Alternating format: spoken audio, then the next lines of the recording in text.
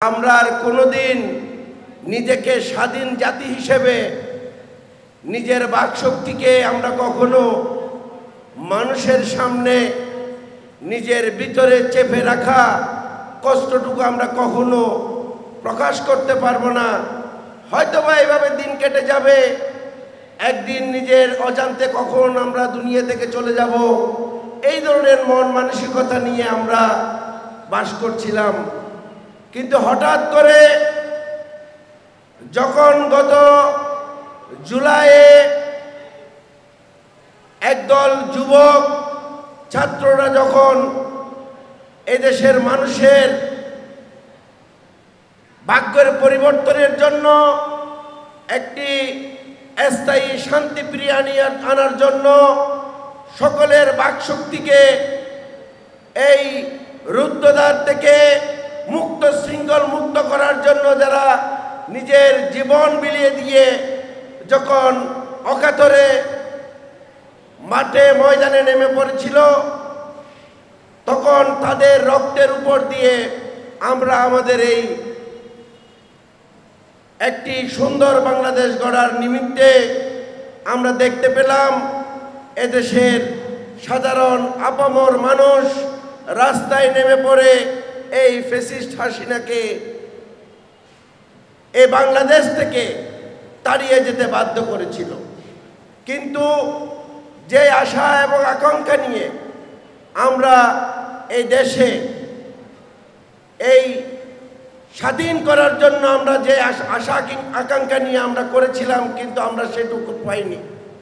আমরা ইতিমধ্যে দেখতে পাচ্ছি, আমার পূর্ববর্তী বক্তা বলে গিয়েছিল, আমাদের এই জুলাই, আমাদের এই চেতনা, আমাদের এই আশা আকাঙ্ক্ষাকে একটি জাতি গোষ্ঠী সুকৌশলে তারা চুরি করে যাচ্ছে।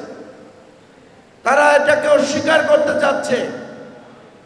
2000 মায়ের বুককে খালি করছে, প্রায় 50,000-এর ঊর্ধ্বে আহত পঙ্গু হয়েছে, তাদেরকে স্বীকার না করে, আর যারা এই ঘটনার মূল হোতা যারা দায়ী তাদের কোনো বিচার না করে, এবং এদেশের যারা জুলুম অত্যাচারের সাথে সরাসরি জড়িত, বিভিন্ন মিডিয়ার মাধ্যমে, বিভিন্ন গোয়েন্দা সংস্থার মাধ্যমে যে প্রমাণ হয়েছে, এই হত্যার জন্য আওয়ামী লীগ এবং তৎকালীন ফ্যাসিস্ট হাসিনা তার যারা সাঙ্গপাঙ্গ ছিল তারা সরাসরি জড়িত ছিল।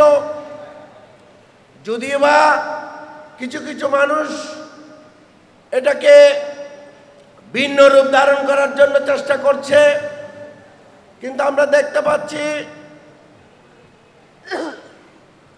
রূপ ধারণ করার চেষ্টা করলেও সচেতন যারা ছিল এখনো আছে, তারা সে ভূমিকাতে নিতে দিচ্ছে না। কিন্তু আমরা যে আশা আকাঙ্ক্ষা নিয়ে এই সরকারকে বসিয়েছিলাম, সেই সরকার আমাদের সে আশা আকাঙ্ক্ষার বিন্দুমাত্র চিন্তা না করে কোথা থেকে আসলো, কোথায় বসলো, সেই চিন্তা না করে সে আজকে আমাদের বিচার ছাড়া, সংস্কার ছাড়া, এবং আমাদের এতগুলা শহীদ পরিবারের কি অবস্থা হবে, পঙ্গু যারা বরণ করেছে তারা কি অবস্থা হবে, এবং যারা সম্মুখ মানে থেকে যারা এই যুদ্ধকে জয় করেছিল তাদের ভবিষ্যৎ কি হবে, এই সমস্ত বিষয়ে সুনির্দিষ্ট কোনো রোডম্যাপ না দিয়ে উনি আছে ওনার সেই দাদাবাবুদের মতন এদেশের মধ্যে কখন নির্বাচন দিয়ে দড়িগড়ি করে উনি বিদায় নিতে পারবে সেই প্রতীক্ষায় আছে। আমরা আজকের এই মঞ্চ থেকে বলে দিতে চাই, আপনাকে যে বিপ্লবীভাবে সরকারে বসানো হয়েছিল, যদি আগামীতে তাদের আশা আকাঙ্ক্ষাকে যদি আপনি যদি পূরণ করতে না পারেন, আপনি কখন ক্ষমতা ছাড়বেন, আর কতদিন ক্ষমতায় থাকবেন, সেটাও যারা আপনাকে বসিয়েছে ওরাই নির্ধারণ করবেন। আপনি একটি সুনির্দিষ্ট দলের এজেন্ডা বাস্তবায়ন করার জন্য আপনি চেষ্টা করবেন না। যদি চেষ্টা করেন তাহলে বিপ্লবীরা আর থেমে থাকবে না। আরেকটি বিপ্লবের মাধ্যমে আমাদের আশা আকাঙ্ক্ষাকে পুরো করার জন্য আমরা চেষ্টা করব। ইনকলাব জিন্দাবাদ।